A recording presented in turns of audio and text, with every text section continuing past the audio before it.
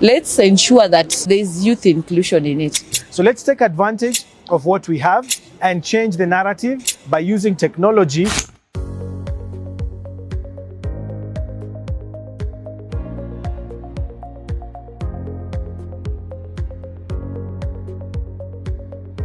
My role in the democratic space is a journey that I've been in since I was 21, through a youth-led organization that has been advocating for issues affecting youth, especially in leadership, so that we can have a safe space to hear our voices.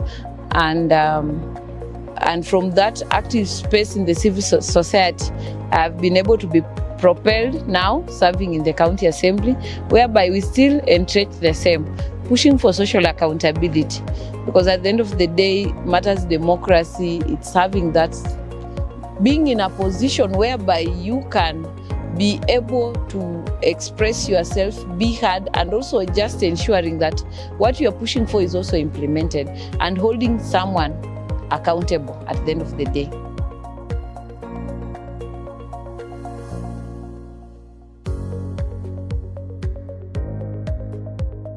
I've been advocating for issues affecting the youth because, one, I was the first victim, and when I felt that there is nobody addressing or championing our agenda in the county government, I took up that space, mobilized fellow youth leaders, and that gave birth to an organization called Youth Leaders Stakeholder, which I'm the founder.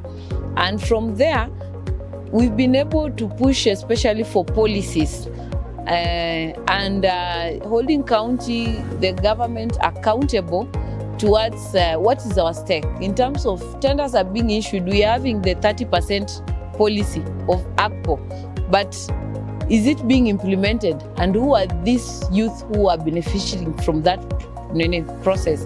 When it comes to employment, it is so just putting the government in check.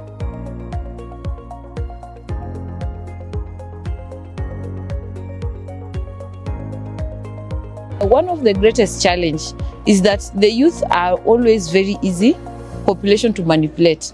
The fact that they lack resources, it is easier for anyone to come and disrupt that movement by manipulating one or two people. So sometimes we start a journey, but they ensure they fuel disruption by facilitating a few people to just ensure that the cause is sabotage. So that is a challenge, lack of resources. Number two, as young people, there's been a huge gap, information gap. Despite the fact that we are in the digital era, whereby you can access anything, the information that we need, especially maybe, let's say, data from government, etc., they don't make it accessible. And at this age, when we are pushing for evidence-based advocacy, you cannot go and speak out on something that you lack evidence, something that you can't prove or justify. So another gap youth are facing is that there's that lack of information. So when they're denied information, they don't know where to start. They don't know who specific can they hold accountable.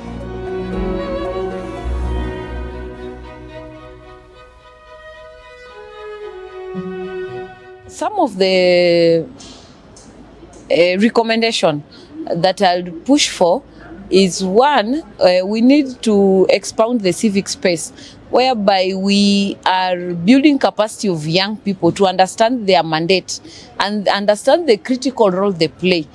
When there's that understanding, they'll be able to engage meaningfully.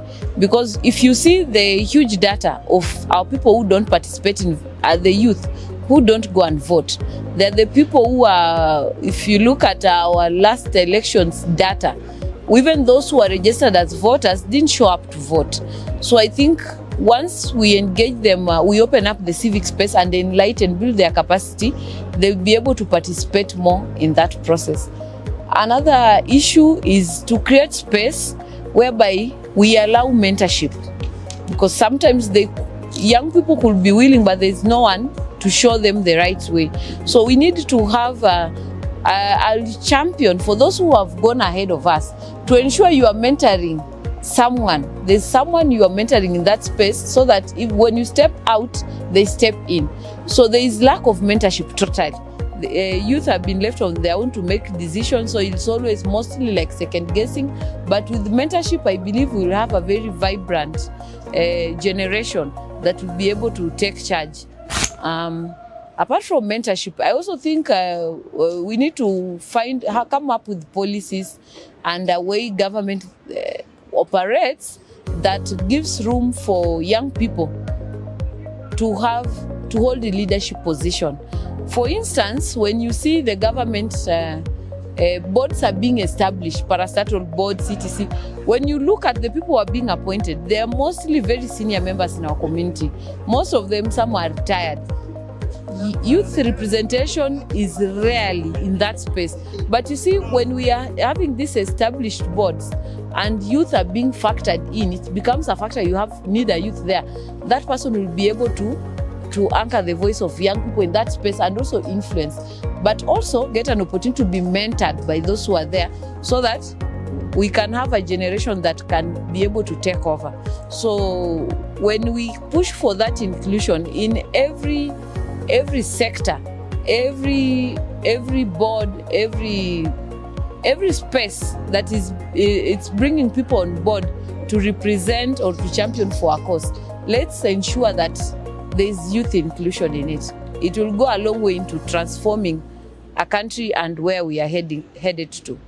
An equitable society is possible in Kenya.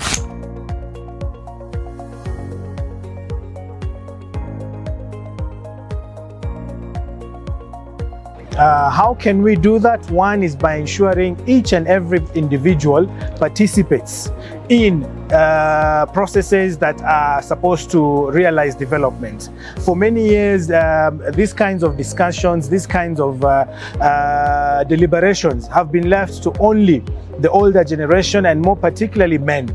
So for us to have an equitable society, we need to open up the spaces. Allow women to come in, allow youth to come in, so that we can have everyone participating. We have the marginalized communities, we have the vulnerable, the poor in the slum areas, and we have to now change the narrative and ensure everyone participates. And if we are able to do that, then I'm sure we will have a society that is equitable, a society that is just, and a society that will respect the rights of each and every Kenyan.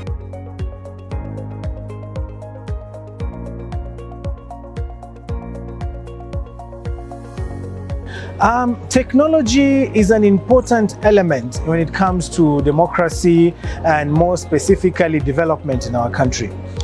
Since COVID-19, we have seen how technology has opened up, and each and every person today is in one way or another on their phones or on their mobile or on their laptops, in one way or another getting connected to technology. So I would say that technology has made huge leaps, not just in Kenya, but Africa as a whole. And particularly for the youth, we need to take advantage of this platform so that we can now be heard, and not just be heard, but actually steer change in our country. So I believe that technology can play a very, very important role, and the youth must be the ones, in charge of technology, because they are the ones who understand it more than the older generation. So let's take advantage of what we have and change the narrative by using technology to communicate the new narratives that we have as youth and as the younger generation.